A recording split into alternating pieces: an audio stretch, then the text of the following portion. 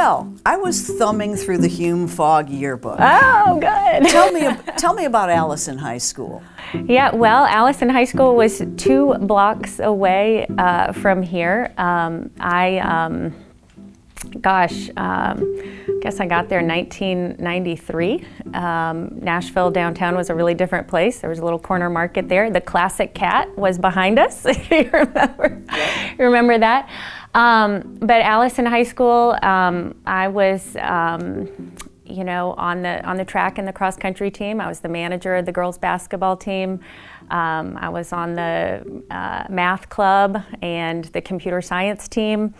I went away in high school for a year and was a page in the United States Congress. Came back and got to serve as the Chief Justice of our student court. Allison High School, and actually part of this campaign has been so great. One of my former teachers and basketball coach, retired teacher near the beginning of the campaign, sent me $1,800. And I called him and I was like, Coach, what are you doing? And he said, I feel like if anyone can fix this, if anyone can bring people together, it's you, and we are all in. And when your former teachers, the former principal of the school, Dr. Whitefield, her daughter contacted me after watching a show and said, we're so excited you're running. So it is, I've gotten actually a couple little high school memories here. It's been a lot of fun. Was teaching your first job? It was, yeah. So when I graduated from Stanford, there were, these kind of job fairs at the college, and Los Angeles Unified School System was up at Stanford recruiting people to be emergency credentialed teachers, because well-intentioned public policy made class sizes 20-1 for 9th grade English, but they didn't really have enough teachers. So they created an emergency permit process, and yeah, I went and taught high school. It's actually a good memory too. The principal at the school that I worked with, Dr. Doris Lassiter, she has stayed in touch, is propelling on this journey too, and it's great to have those early career experiences. Why did you leave education? Well, I don't think I left education. I think I accepted a different place to work in education. I had 5 course, classes. I taught 9th and 10th grade English, and then I coached the track and the cross country team. So in a regular day, I'd see about 120 kids. But we had 50 million kids nationally, and the country didn't have a sort of a pragmatic center-right voice. We had Senator Ted Kennedy, who was leading the Health, Education, Labor, Pensions Committee nationally, but there wasn't a Republican that anyone took seriously, right? And here was Lamar Alexander deciding to run for the United States Senate. He'd been Secretary of Education, President of the University of Tennessee, a governor. And so I don't think I left the classroom, but I think I said, hey, how could I maybe help someone have a bigger impact? And so went to work for him. Let's talk a little about Nashville. What are 3 things the city does well? And then think of 3 things the city doesn't do so well. Mm-hmm. Well, I think things that the city does well is to be a welcoming place for families who want to have, a better place to raise their kids. I hear it all the time. New families to my children's schools will say, we moved here because we thought it was a better place to raise our family. I think that the city does really well our faith community, and we have really deep and differing faiths. You and I were classmates with Zulfat. I hosted one of her fundraisers at my house when she first ran. And so we have people from many different faiths, but their faith and their service and their community is a big part, I think, of the fabric. And I think the other thing that Nashville does well is the entrepreneurial fabric that's here, right? This sort of sense we can solve big challenges. I mean, this is the place, right? Companies like HCA or Delgado Guitars and others, places that entrepreneurs kind of say, hey, I want to set up shop here and I want to thrive. And those are things I think that attract people to Nashville. What about the flip side? What needs work? Well, what needs work is managing the city's growth, right? We've gone from 6 or 7 years ago, about $1 billion of property that we were permitting a year to now $5 billion, right? We've got a city infrastructure and a machine, an old truck, if you will, that's been running for 60 years with the same kind of an engine, and it may, at this point now, need a little bit of a refresh, right? So I think that the clunkiness of the way that some things work in helping permit or plan and work through development issues.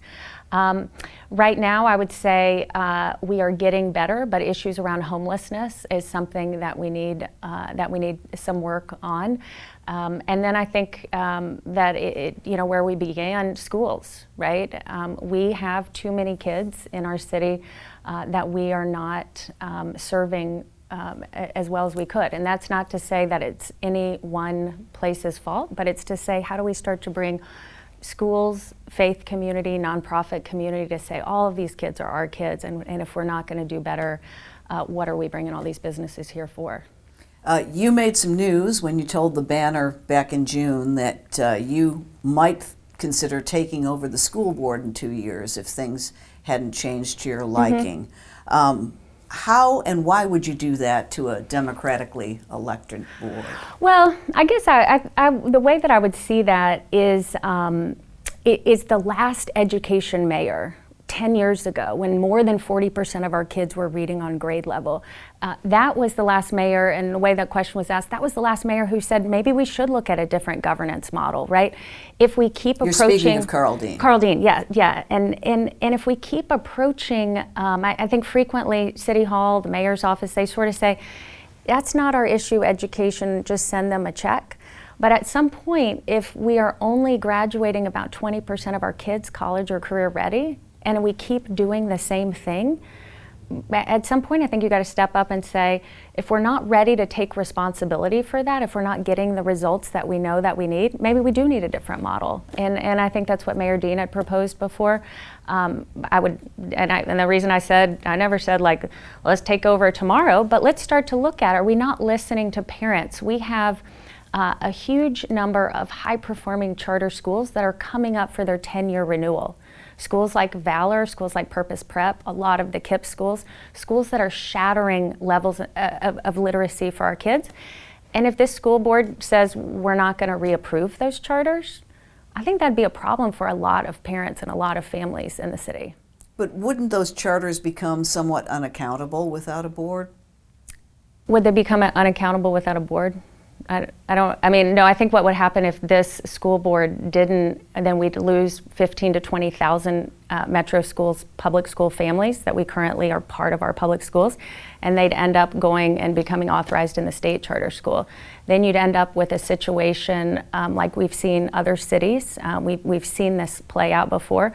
Parents are not going to be captive to schools that aren't performing. Parents are going to walk with their feet. We see it, right? We see it in Davidson County. There are more kids that are school age 5 to 17, but we have fewer students enrolled in our metro schools than we did, 6,000 or 7,000 fewer than we did 5 years ago, right? So parents are either moving, and we see it in the data, with the Chamber's data, they're moving to Wilson County, they're moving to Sumner County, or within our schools, they're making other choices. So if we want to have the best schools, we've got to keep and attract and retain all of those families that want to make a choice for where their kids go to school. You've brought up Miami-Dade several times. Yeah.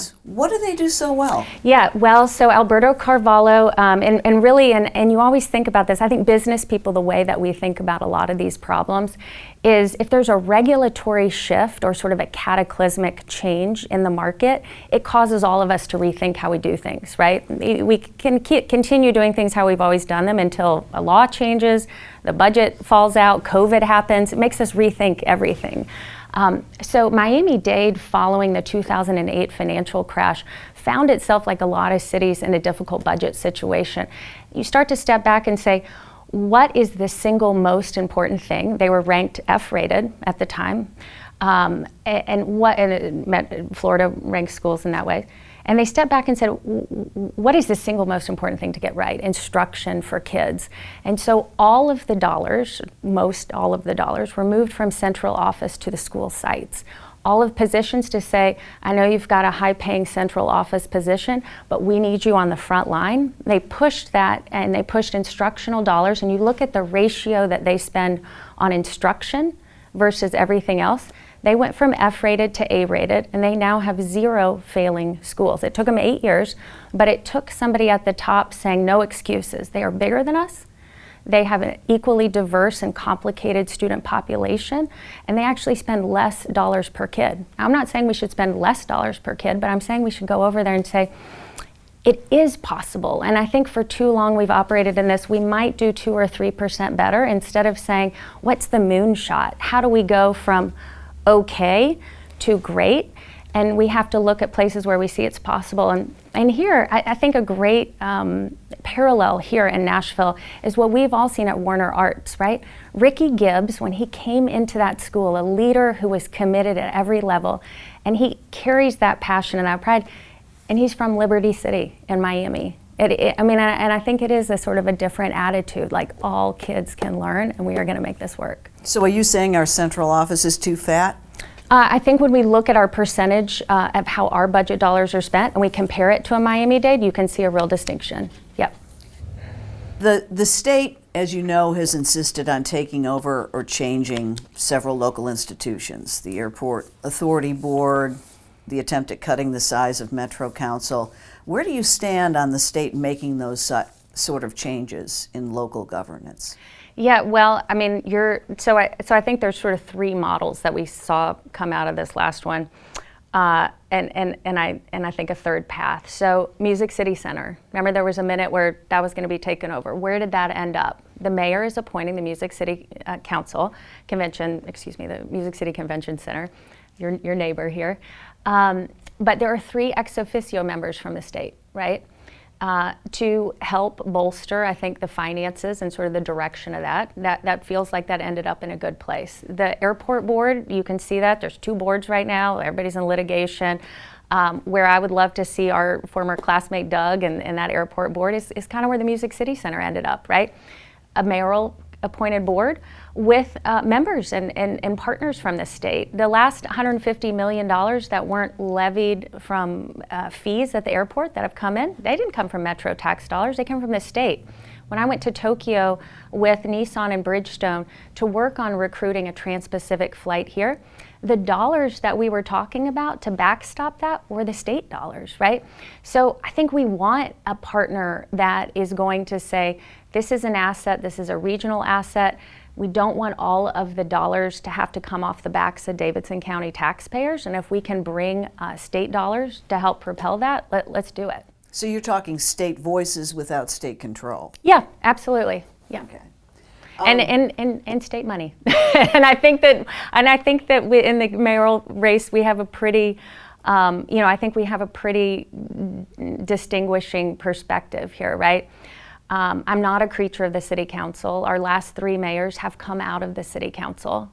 And in the last 10 years, we've gone from the majority of Nashville voters thinking we're going in the right direction to now the majority think we're going in the wrong direction, right?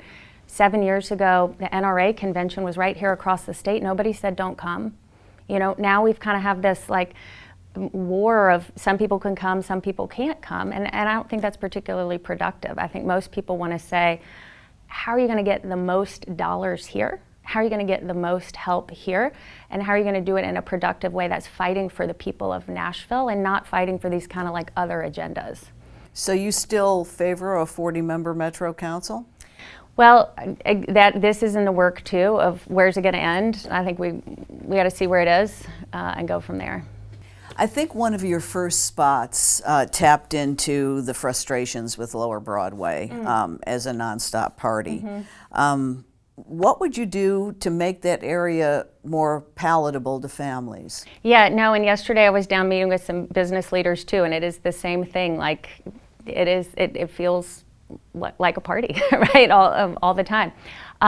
We have to, I think, when we saw the recent transfer of funds from the Music City Convention Center to be really specifically directed to helping Broadway be clean and safe, right? Dollars for additional officers and I think they pick up trash 7 times a day, down there. I mean, at some point I wonder how many more times a day we pick it up. But I do think we have to, with our tourism partners, try to elevate the experience some to start to say, what do we want this to be safe and a place that families want to come. You've got relatively young children. Yeah. Would you ever take them to Lower Broad? Oh, no, I don't take my kids to Lower Broad. And my kids are 7 and 11. I would say we do go to 5th and Broadway. There's a nice little candy store about 6th and Broadway. We've gone to the Looney Tunes at the Symphony before. We've gone to, the Music City Mariachi program, but those are more sort of daytime pieces. I don't think my children will be allowed to go in a bar on Lower Broadway, right? Okay, so it hadn't really crossed my mind. I did take my littlest one in a stroller. We had friends visiting, and this is probably 10 years ago, and we don't live that far from here, so we walked, trying to get a baby to sleep, and I do remember sort of laughing that my oldest slept through a daytime visit with some visiting friends. But no, we look, between birthday parties and nobody's holding birthday parties down there, so our social life's a little different. On transit, you've talked about not taking a go-it-alone approach and a dedicated funding stream. Yeah. Where do we find the dedicated dollars for transit? Well, the Governor Haslam's Improve Act actually let us and any municipality in the state be able to levy dedicated transit funds. I think the challenge and really the distinction between me and the councilman in the issue of transit, he was very out front in the last transit referendum. And there's some great news clips where he says, look, if $8 billion isn't enough, well, we'll just go get some more, right? And was very much for that. I think when I say that was a go-it-alone approach is I think most Nashvillians looked at that and said, hang on, how is this going to work if I get if people are coming in from other parts of the region? How are we going to dig up Broadway and put $9 billion sort of underground and it might work? Or we looked at the Big Dig, and the Big Dig ended up being 3 times as long and I don't know how many times as expensive. And so the not taking a go-it-alone approach, though, we have done that. The Moving Forward Nashville Coalition has built buy-in from I think about 20 county and regional mayors that have said we agree with this regional plan. And what they've said is that the single most important thing for the next mayor to do is to help quarterback dedicated transit. Now, dedicated transit has to be by the vote of our citizens here. So you're talking referendum? A referendum, yeah, absolutely, has to be. I think the earliest it could be there would be, I think, November 2026. And somebody else with all the plans and everything would have to, when are things allowed? But here's the why, and here's, I think, the why that's different and the way that I think taxpayers understand this differently now. Of the 25 largest metros in the country, we're the only one that doesn't have dedicated transit funding. So that means that we cannot leverage some of these state and federal dollars that require that, right? For some of those state and federal dollars, for us to get them, they don't want to see one-time budget dollars. They want to see a dedicated stream because transit projects are more than one budget cycle, right? So Davidson County taxpayers know, hey, we're at a disadvantage if we don't get that half a penny or quarter of a penny, I don't know what that number will be, sales tax added. If we don't have that there, we're leaving these other federal and state dollars on the table. We're putting ourselves at a disadvantage for our transit projects. Paying for extra police, or at least to fill the positions that are unfilled right now. Where do you find that money without raising taxes? Yeah, well, we are adding effectively the city of Chattanooga's tax base every 3 years here. Right, we've got almost $6 billion of permitted properties in just this year. So we are actively growing the pie. So you find the money by not saying large conventions can't come here, saying we are open for business, we are ready for your tourism tax dollars to come here. We are going to continue to grow as a city, invest in a city.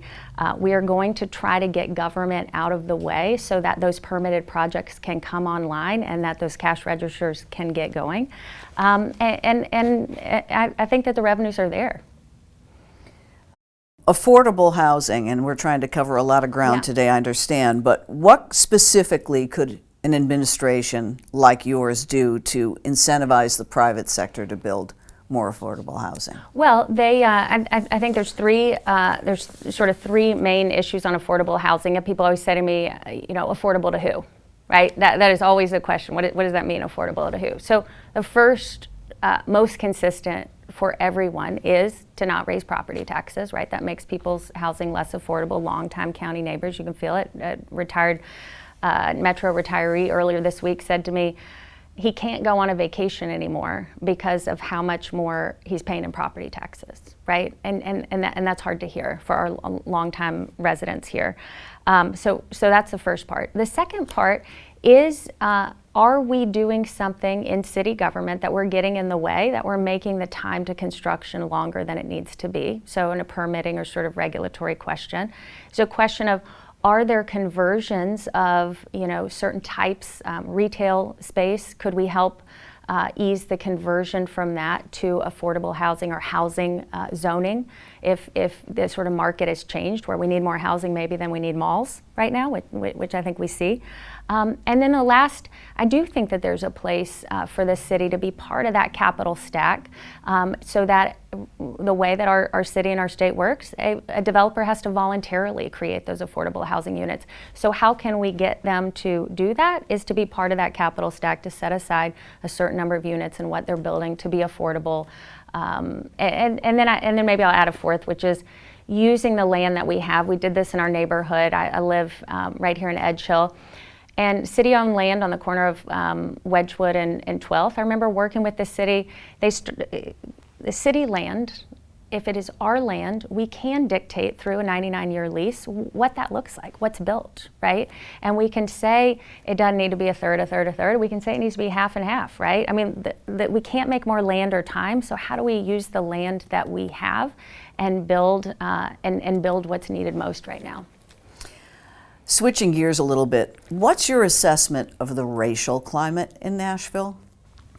Well, I would say we have continued to fail our marginalized communities. Last night we did the Nashville Public Television debate, and the statistics show, right, overall where our kids are graduating career and college ready, it's about 11 points less for our Black and brown and our disadvantaged students, economically disadvantaged.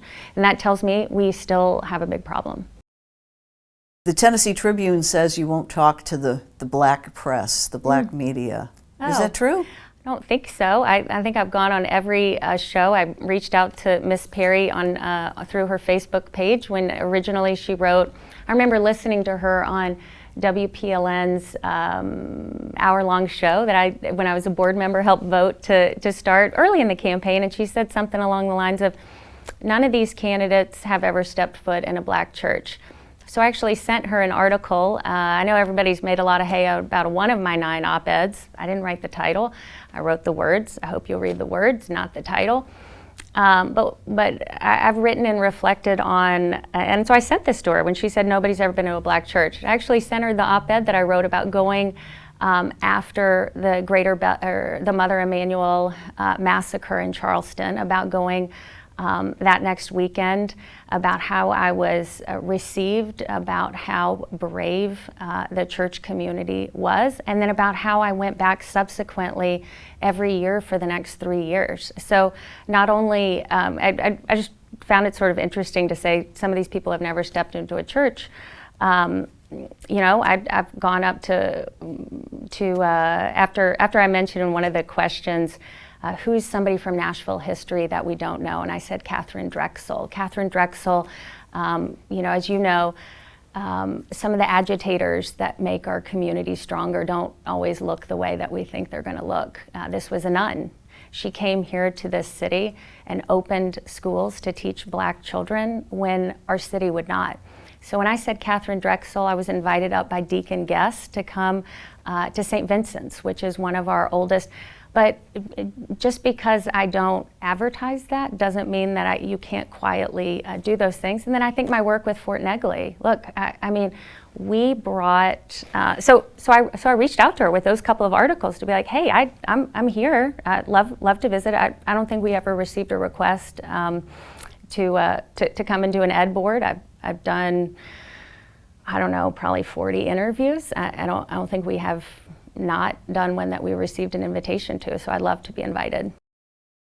as you know, when you put yourself out there and you run a campaign, as you said, you get criticism and things surface. Yeah. And something that's been circulated is this photograph of you at the Trump inauguration. I'm assuming you voted for Donald Trump last time as a Republican? You know, when we nationalized City Hall, it doesn't really help Nashville, right? So I think how people voted. I was at the president's inauguration, so were I think about 500,000 people. The Commissioner of Economic Development, Randy Boyd, is in that picture with me too. He came to pick me up. I'm actually, funny enough, I think people who really study it, a teacher the other day, she said, I don't know why they're making such a big deal about it. I took 100 of my kids there too, right? I've been to the Democratic National Convention when native son Al Gore was there, the governor of West Virginia, an education guy too, Gaston Caperton. I went with him.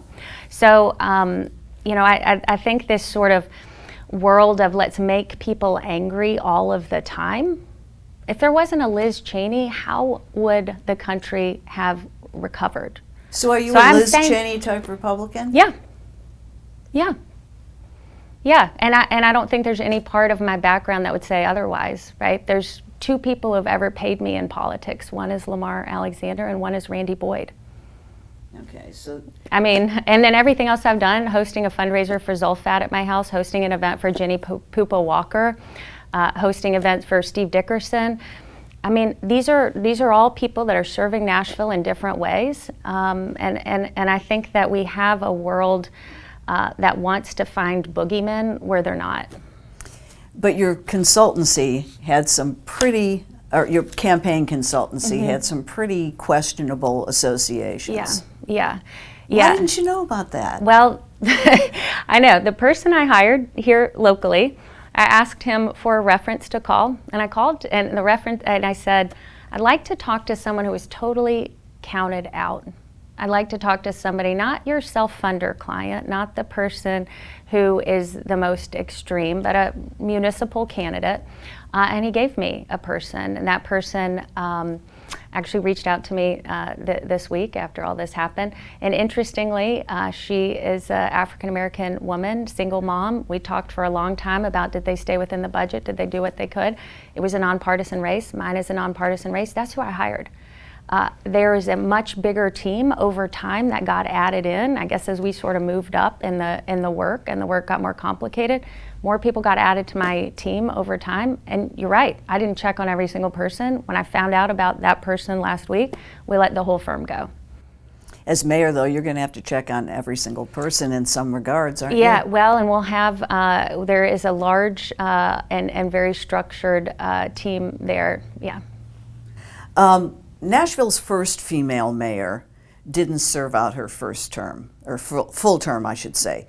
Do you think she was held to a different standard than her male predecessors? Absolutely, yeah. I mean, being in this campaign, look, my mother was the first female partner of any major firm in Tennessee. They used to list the partners at Waller Law in order, and she's number 18.